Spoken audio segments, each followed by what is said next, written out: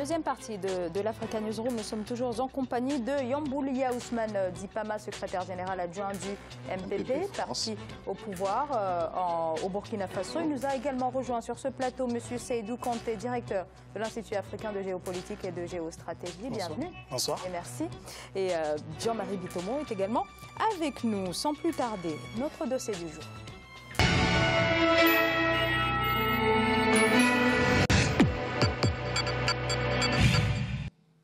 Depuis sa création en 2002, l'Union africaine a galvanisé les peuples africains. En effet, cette organisation représente la concrétisation du sentiment de solidarité sur le continent. Cependant, 15 ans après, l'Union africaine est dans l'impasse, notamment autour de sa tentative d'approfondir l'intégration. Birama Saonera. Le processus d'intégration sur le continent africain fait face à de nombreux écueils. En même temps qu'il y a l'Union africaine, on assiste à une démultiplication d'organisations sous-régionales d'intégration.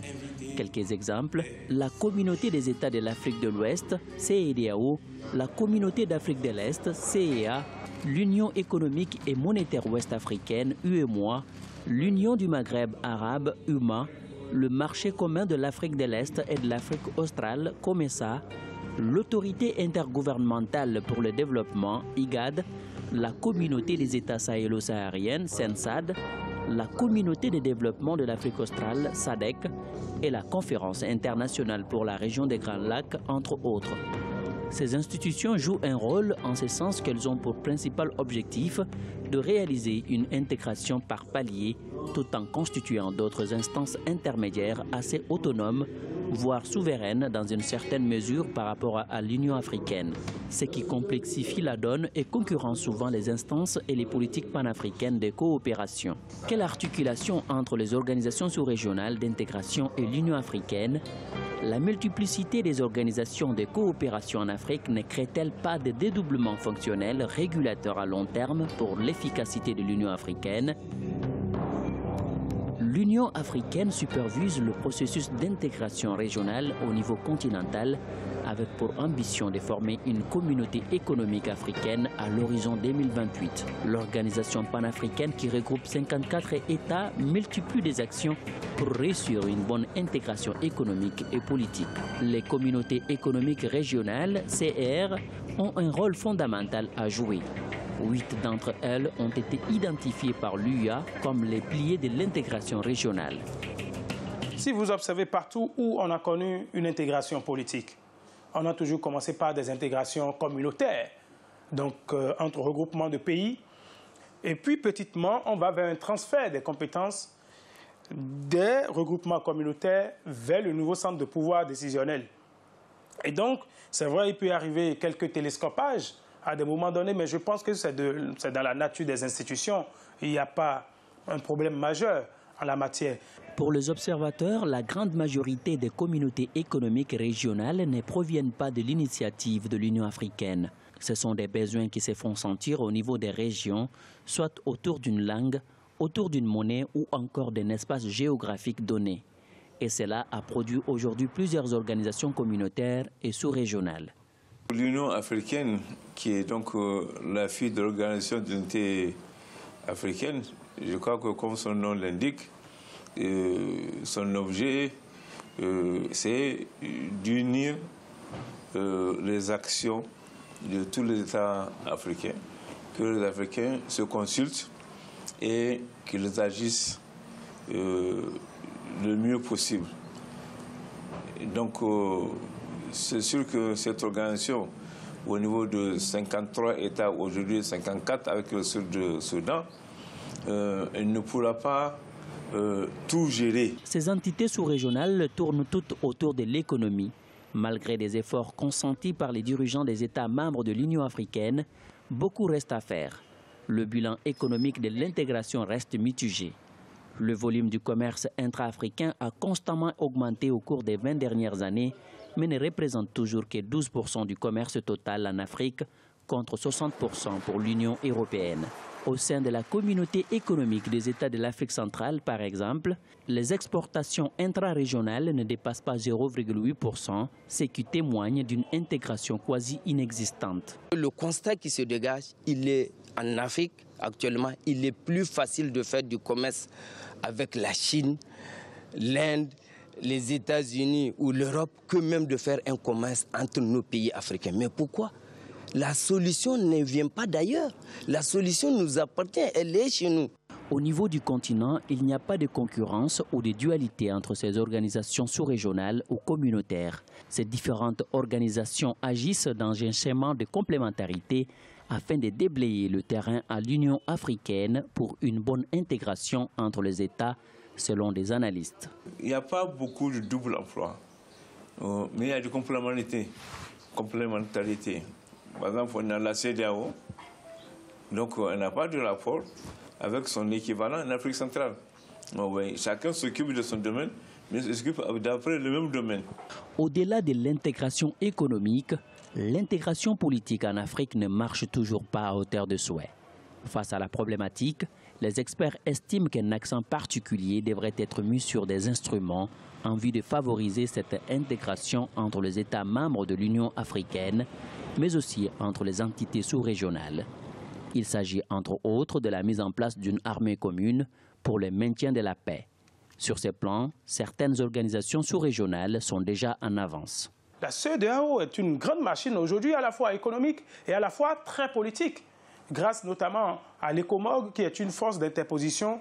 Et vous avez vu tout récemment en Gambie, c'est la CEDEAO qui a pris la tête des opérations pour pouvoir réussir à faire partie le président gambien de l'époque pour que M. Barrow puisse s'installer. Et donc aujourd'hui, c'est tellement formidable que certaines de ces organisations sous-régionales font un travail d'orfèvre sur le terrain. Aujourd'hui, si vous êtes de la sous-région ouest-africaine, avec votre passeport de la CEDEAO, vous pouvez circuler dans tous les pays sans difficulté aucune.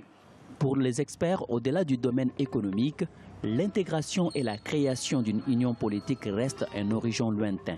Après plus de 50 ans d'existence, l'Union africaine peine à mettre en œuvre des initiatives visant à renforcer l'intégration sur le continent. C'est par le marché que les États africains cherchent à réaliser l'intégration, notamment avec la formation d'ensembles économiques. Aujourd'hui, la réduction du coût des échanges transfrontaliers sont les priorités des communautés régionales du continent. Sédou Kanté, CEDEAO, UEMOA, COMESA, pour ne citer que ces organisations, le renforcement de ces différentes organisations se fait-elle au détriment d'une coopération multilatérale qui pourrait se faire au sein de l'Union africaine? Ces organisations, ces institutions avaient leur pertinence, ils ont toujours leur pertinence, mais je pense que quand on veut une Union africaine efficace, qui devienne une union forte, politiquement, économiquement et militairement parlant, je pense qu'il faudra à un moment donné qu'on mette les cartes sur table et qu'on pense d'abord à l'Afrique, on pense d'abord à par nous-mêmes pour pouvoir aller de l'avant, pouvoir concurrencer les grands ensembles qui existent dans le monde. La CEDEAO, elle est efficace, mais à un moment donné, on dit en fait qu'avec un passeport, comme dans le reportage, on peut circuler librement. Ça, c'est un principe. Mais dans la réalité, quand on quitte le Sénégal pour aller au Mali, au niveau de la frontière, il y a beaucoup de tracasseries douanières, même si on a un passeport de la CEDEAO. Donc, dans les faits, il y a beaucoup de difficultés qui freinent ces institutions. Et leur multiplicité constitue un frein, à mon avis, pour l'Union africaine. Parce qu'il y a un problème d'agenda qui se pose. C'est les mêmes chefs d'État, les mêmes chefs de gouvernement, les mêmes ministres qui tiennent des réunions pluriannuelles pour ces institutions, mais ensuite qui se retrouvent encore au sein de l'Union africaine. Donc c'est une perte de temps pour moi. Donc il faudrait donner la priorité à l'Union africaine. Je pense qu'en ce moment, Julius Nyerere et Kwame Nkrumah doivent se retourner dans le tombe en voyant comment ces institutions sont multipliées sur le continent et que l'Union africaine reste l'organisation internationale la plus pauvre en matière de diplomatie, en matière de politique dans le monde. Alors, Yamboulia Ousmane Dipama, est-ce que cette absence ou en tout cas cette fragilité de l'intégration traduit d'une certaine façon une certaine réticence des États à abandonner une partie de leur souveraineté à l'Union africaine? Mais en fait, c'est vrai qu'il y a l'effet, j'allais dire, bol de spaghettis avec plein d'institutions sous-régionales et qu'à un moment donné, ça glisse, on ne sait pas comment ça prend et tout. Moi, j'aimerais dire quand même que il faudrait l'intégration par strate régionale, pour moi, a montré ses limites, même s'il y avait beaucoup d'efficacité. Je vais prendre le cas de la CEDEAO aujourd'hui. Et après, derrière, ces mêmes chefs d'État, ou en tout cas ces organisations, n'arrivent pas quand même à consolider véritablement leurs efforts. Quand je prends par exemple sur le plan juridique, on a l'OHADA et on a le truc qui en même temps ne produisent pas forcément le même droit quelque part. Donc quelque part au niveau de l'Afrique, c'est difficile. Sur le plan sécuritaire, on a la G5, on a la CENSAD et autres. Aujourd'hui, je crois que la volonté serait plutôt de cumuler, ou j'allais dire de mutualiser les forces plutôt que d'aller plus sur plusieurs institutions. Après, je ne nie pas que ces institutions sous-régionales aient joué un rôle, notamment par exemple la crise au Burkina, où quelque part la CEDEAO quand même a envoyé un émissaire et tout. Et là d'ailleurs, la crise au Burkina, il y a eu un problème, puisque l'Union africaine a condamné le coup d'État de septembre 2015, donc le coup d'État raté, et la CEDEAO, quelque part, sur ce principe de subsidiarité, en fait disait que le droit sous-régional était au-dessus du droit africain, où en fait il y a plusieurs conventions. Quelque part, en fait, on utilise l'instrument quand on a des intérêts, et quelque part, si on n'a pas d'intérêt, en fait, on refuse de laisser tomber cette souveraineté. D'ailleurs, Macky Sall, aujourd'hui, lors de ce congrès, disait qu'il fallait quand même donner la possibilité à ces États-là, à l'Union africaine plutôt, d'avoir une partie de la souveraineté de ces États pour pouvoir se prononcer politiquement, parce qu'au-delà de ça aussi, au-delà de la question économique, il y a la question politique qui pose un gros problème. Bien évidemment, Jean-Marie Bitomo. Voilà.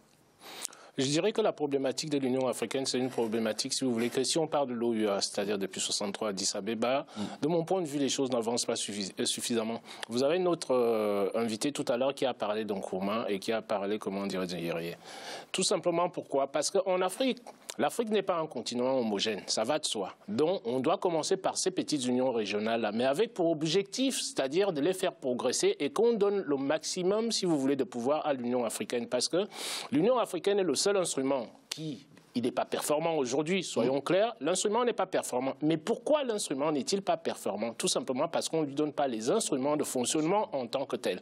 La plupart de nos unions économiques que nous avons en Afrique, que ce soit des unions, que ce soit au niveau économique, que ce soit au niveau politique, ce sont des unions qui ont, si vous voulez, d'union que de nom en tant que tels. Vous n'avez pas d'instruments de fonctionnement qui sont mis à la disposition de ces organisations internationales-là. Donc à partir de là, que c'est le travail qui est fourni, c'est-à-dire quand on regarde à la fin, on essaie de faire un bilan, le travail qui est fourni, on va s'apercevoir qu'il est insuffisant, tout simplement. Pourquoi? Parce que les moyens n'y sont pas donnés. Moi, il me souvient qu'il y a quelques années en arrière, là, je pense que ça fait 2-3 ans, quand on a parlé du financement de l'Union africaine, que s'est-il passé?